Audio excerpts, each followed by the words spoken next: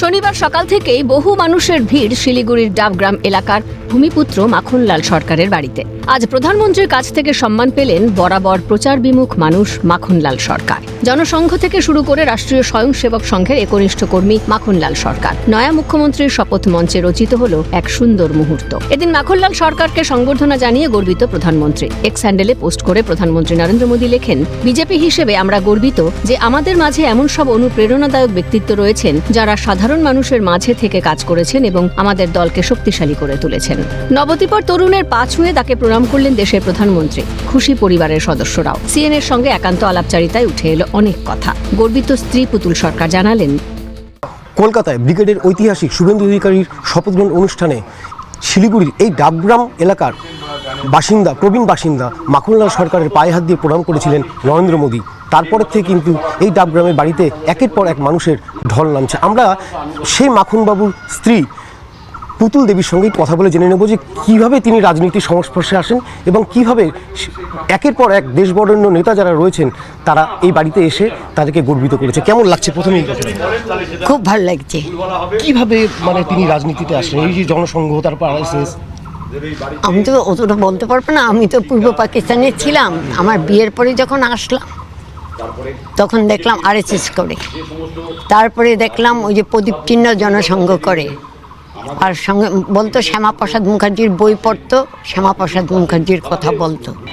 আমার তখন আর ভাবতে পারছিলাম না যে প্রধানমন্ত্রী তাকে জড়িয়ে ধরে একটা দিল, পায়ে ধরলো, শুভেন্দু অধিকারী পা ধরলো, যোগ্য সম্মানটা পেলেন আর কি।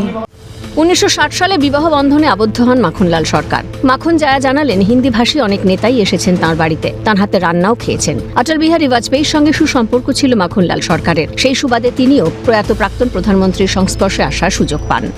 আপনার বাড়িতে? আমার বাড়িতে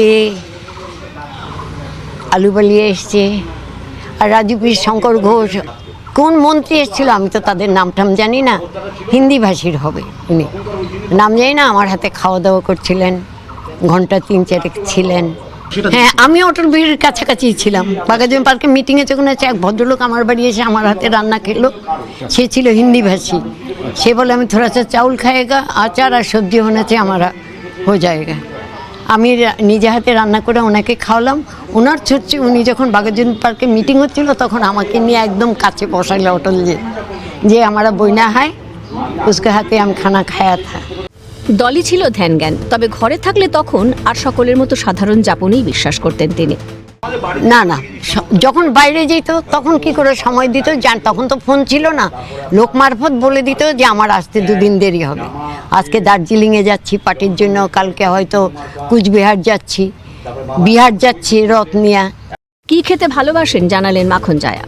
ছোট মাছ আর নিম পাতা ভাজা, আর তোমার করলা চচ্চড়ি বা লাইট খাওয়ার।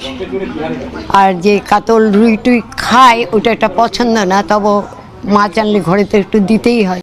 তিনি গর্বিত তাঁর বাবার জন্য। শিলিগুড়ির জনসভা মঞ্চে বাবাকে মঞ্চে ওঠাতেন নরেন্দ্র মোদী। বললেন, মাখনলাল সরকারের ছেলে মানিকলাল সরকার।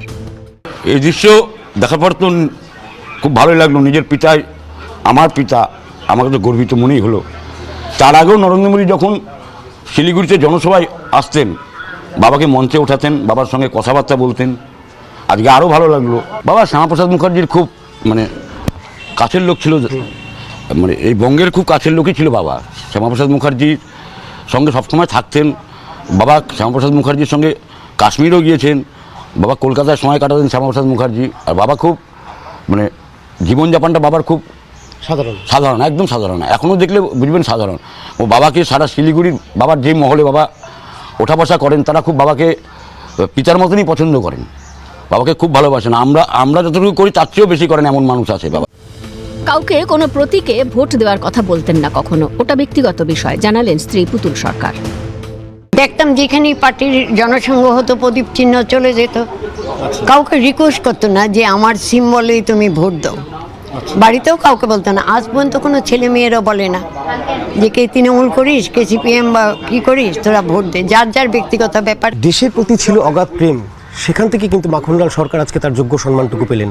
ক্যামেরায় শুভেন্দু মজুমদারের সঙ্গে স্নেহাশিস সরকার রিপোর্ট, ক্যালকাটা নিউজ, শিলিগুড়ি।